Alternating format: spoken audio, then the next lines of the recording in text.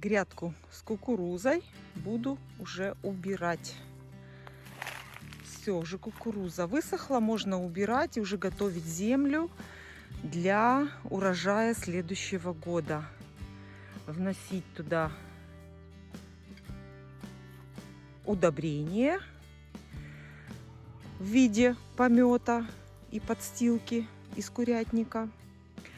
И поэтому я сейчас убираю все помеченные мною кочаны на стволах кукурузы. Знаю, вы скажете, это гибриды, собирать нельзя, но я уже так пробовала и так уже делала. F1 у меня был высажен, а это F2. И уже я проверила, что F2 прекрасно дает результат.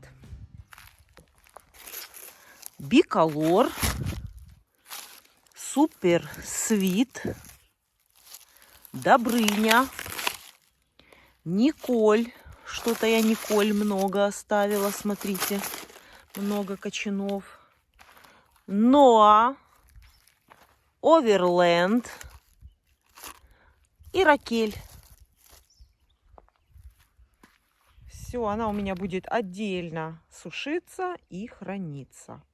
Сейчас мне нужно эти все кочаны открыть и разложить, а еще лучше подвесить, как раньше делала моя бабушка. Этот кочан подвешивался вот за вот эти вот листья, висела под стрихою хаты палка, и к этой палке вот так вот за вот эти вот листья подвешивали кочаны и сушили. Так делала моя бабушка. Вот такая вот канадская кукуруза Биколор.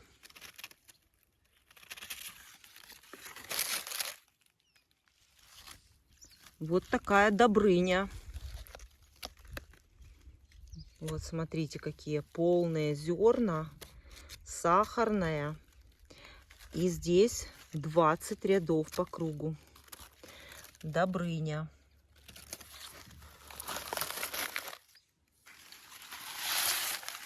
Вот такая кукуруза Николь.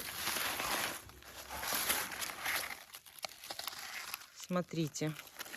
И самое главное, что это получается у нас лотерея.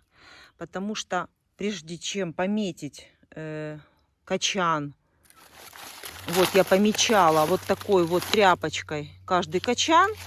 И я не могла открыть кочан, чтобы посмотреть, какая же там кукуруза, хорошая или плохая. И мне приходилось на ощупь приблизительно оставлять кочан на семена.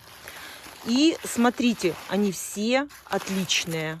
На семена кочаны я выбирала не открывая, не раскрывая кочан. Но желтая, вот такая красивая. Она еще подсохнет и будет прекрасный посадочный материал.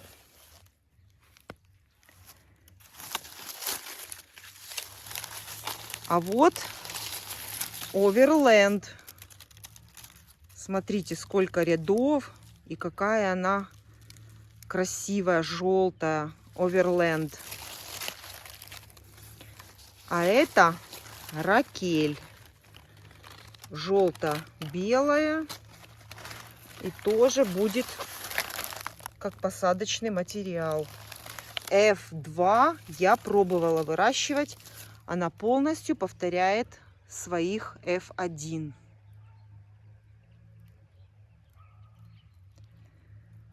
Все, теперь осталось мне их посушить, развесить. И будет у меня на следующий год вот такая красота.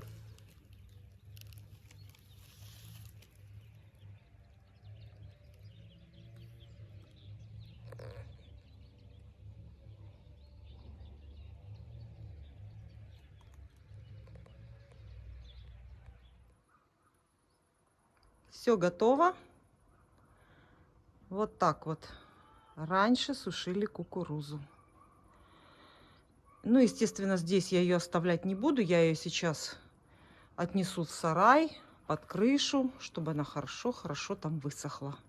И, естественно, там, где нет птиц.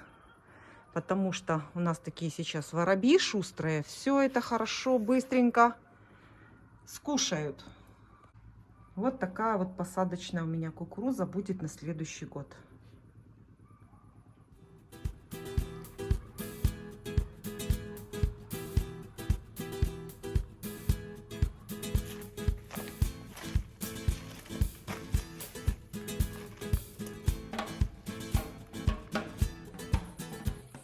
А вот, кстати, вот такая палка.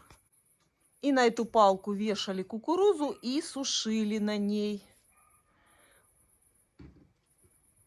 Она висит под стрихой старого дома.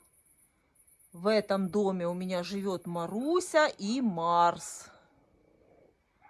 Это дом постройки 1945 года. Все, вот так выглядит кукуруза. Подсохнет. Потом сложу ее на одну кучу и сделаю очень ценное удобрение. Все сгорит и будет пепел.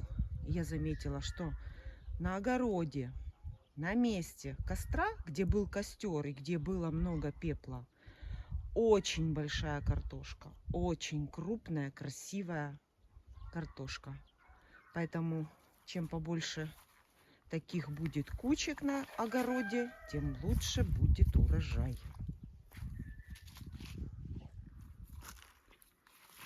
Вот такие гиганты, смотрите, выросли. Огромные. Это гарбузы. А вот самый вкусный, несмотря на то, что он зеленого цвета, внутри он ярко-ярко оранжевый и очень мясистый. Семечек там практически нет. Самый любимый мой гарбуз это вот такой. Когда-то называли его ковбуз.